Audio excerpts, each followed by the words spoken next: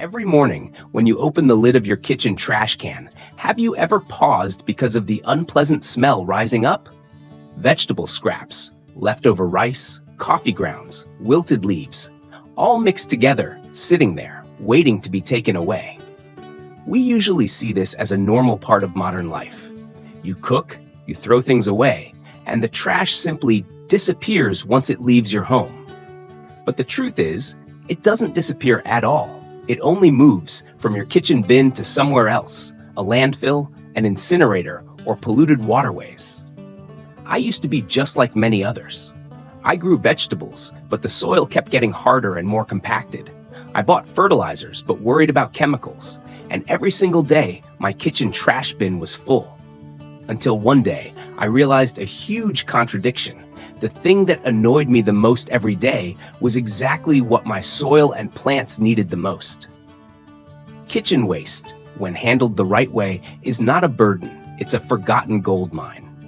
At a time when the cost of living keeps rising, unsafe food is everywhere, and the environment is under increasing pressure, there is a solution that is very close, very real, right inside every kitchen. And when we combine scientific thinking, a green lifestyle, and the rapid development of AI technology, managing waste is no longer exhausting or emotional. It becomes a smart habit for the future. When I realized kitchen waste is not useless, have you ever noticed how many things in our kitchens seem like pure waste every day? Vegetable peels, cabbage stems, wilted leaves, tea leaves, coffee grounds. A friend once joked with me, "My family isn't rich, but our trash is always full." It sounds funny, but when you really think about it, it's deeply thought-provoking. From what I personally observed and measured in my own household, an average family can generate 35 to 40 kilograms, 75 to 88 pounds of organic waste every month. If you throw all of that away, you're also throwing away a massive source of nutrients for the soil. My garden soil used to be hard. Water would run off the surface instead of soaking in. Plants grew slowly, even after I tried many store-bought fertilizers. Only when I started composting kitchen waste did everything change. The most important lesson I learned is this: kitchen waste isn't bad, only the wrong way of handling it turns it into a problem. Once I understood that, my mindset about waste, consumption, and green living completely shifted. Environmental impact and green living in a new era. Have you ever wondered where our trash goes after the collection truck drives away? Most organic waste ends up in landfills, where it breaks down without oxygen and produces methane, a greenhouse gas far more powerful than CO2. It sounds distant and abstract, but it actually starts with that small trash bag in your kitchen. Composting at home may seem like a small action, but its impact is anything but small. By reducing the amount of waste sent to centralized treatment, you help cut emissions, protect groundwater, and improve soil quality. In Vietnam, and in many places where home cooking is still common, the potential for green living through organic waste is enormous. I like to call composting practical green living. No big slogans, no expensive investments. Just a shift in how you see waste. And suddenly, you're already stepping into the global movement towards sustainability. The compost bin, the foundation of success. Many people have told me, I tried composting, but it smelled bad, had flies, and completely failed. When I asked more questions, I realized the problem usually wasn't the waste, it was the bin. You don't need complicated equipment. A sturdy plastic bucket or container is enough, but it must have air holes at the bottom and around the sides. Composting is an aerobic process, meaning microorganisms need oxygen to do their work. Without oxygen, bad odors appear, and that's when people give up. I often joke that the compost bin is like a house for microorganisms. If the house is stuffy, no one wants to live there, and microbes are no different.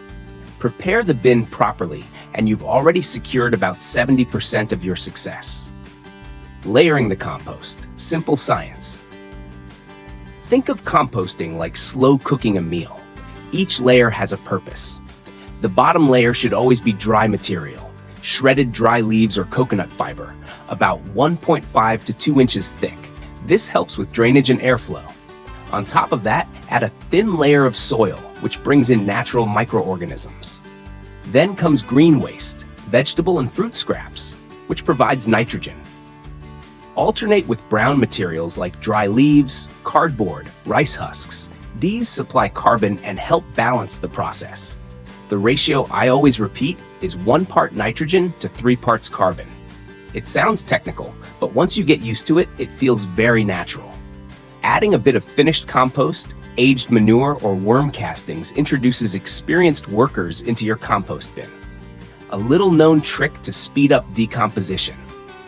Here's a small tip I learned after many experiments. I make a simple microbial solution using yogurt or diluted buttermilk. Add about 50 grams of raw sugar and let it ferment for 2 to 3 days. When added to the compost, it activates microbial activity very quickly, but microbes only work well in the right environment. I always check moisture by squeezing a handful of compost. If it feels like a wrung-out sponge, it's perfect. After about 10 to 15 days, I turn the compost for the first time, then continue every 7 to 10 days. Turning doesn't just even out heat, it's also when you talk to your compost, observe it, and make adjustments. When AI enters the compost bin. This might surprise you, but I believe the future of composting isn't just based on traditional experience. With AI today, we can set reminders for turning compost, diagnose odors, predict moisture levels, and even personalize composting formulas for each household. I once recorded data for every batch, types of waste, time, smell, temperature. When combined with AI tools, patterns became incredibly clear. Composting went from doing it by feel to a scientific, accessible process, especially for beginners and younger generations. Signs of finished compost and final processing.